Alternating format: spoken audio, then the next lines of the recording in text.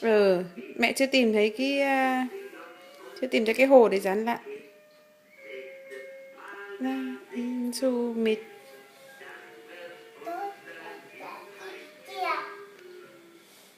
Thích không?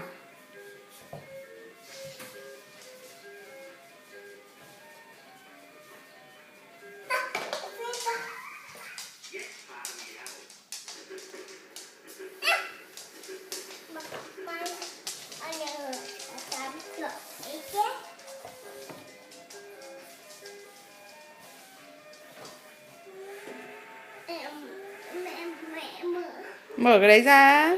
Mở cái đấy ra làm gì con? Em mở ăn đi ta. Mẹ ơi, mở hộ ăn đi. Mẹ mở ăn đi.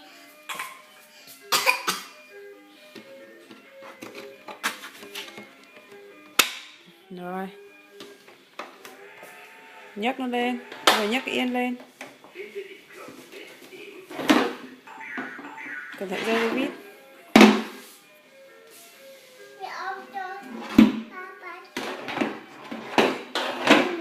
Đúng rồi. Bạn lại xem nào. Giỏi lắm. Đúng rồi.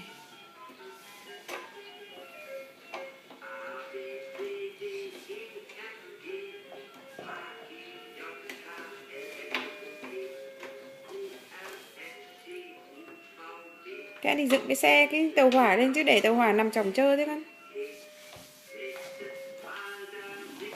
Dựng cả phía trên lên. Yeah, đúng rồi, giỏi lắm.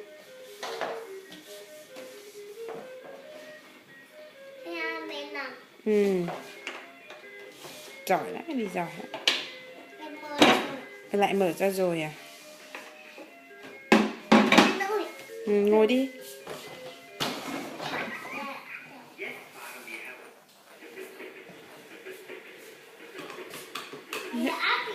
Cái đấy hết pin rồi, nhưng pin đến nhà mình không có thì mẹ thay cho con. Mẹ về chơi chứ. Ừ, đi cầu trượt đi. Mẹ ấm cho. Đâu, cầu trượt có hỏng đâu. Mẹ sửa cho con rồi, lấy đâu ra mà hỏng. Ừ. Hồi mông mới đít kìa.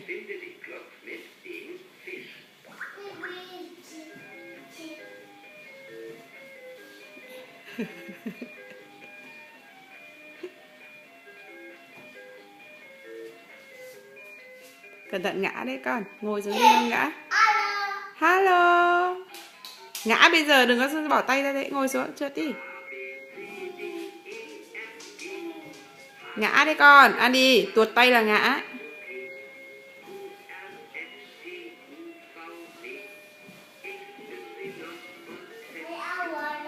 Đúng rồi, ngã xuống lao hòa lắm. Sao không trượt à? Không trượt à?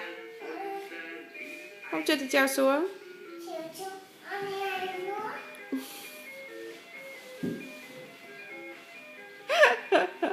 Nó làm gì ở trên đấy đấy, loay hoay đấy hả?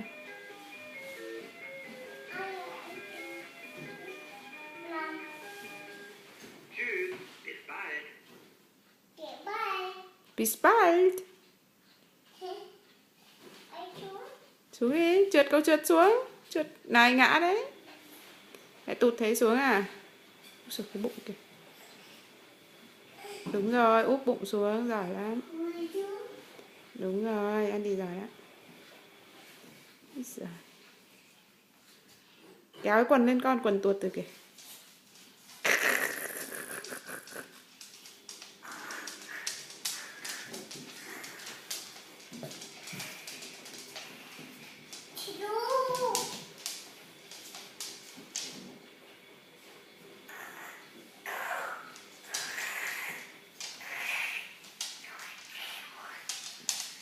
Con trượt đã. Thế xong sao kêu không ao à hả?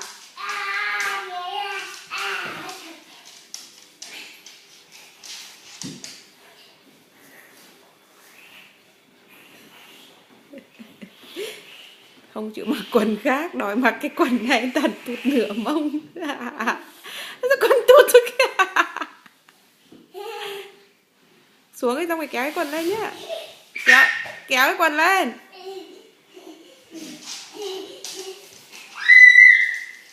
Nào kéo quần lên kìa, quần tụt kìa.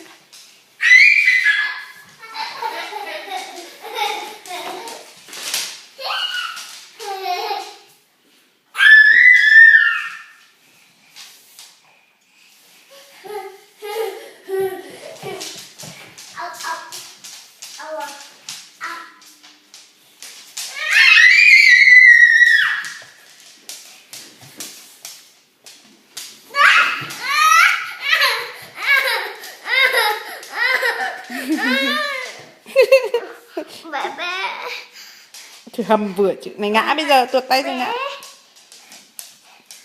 Rồi, con. Ôi dồi, sao hết kêu nhạc rồi.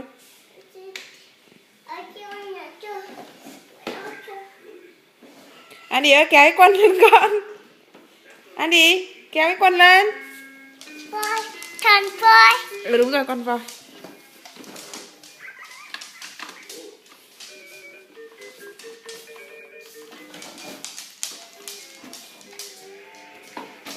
Mày lấy quần khác mày mặc cho Andy nhá. Nào.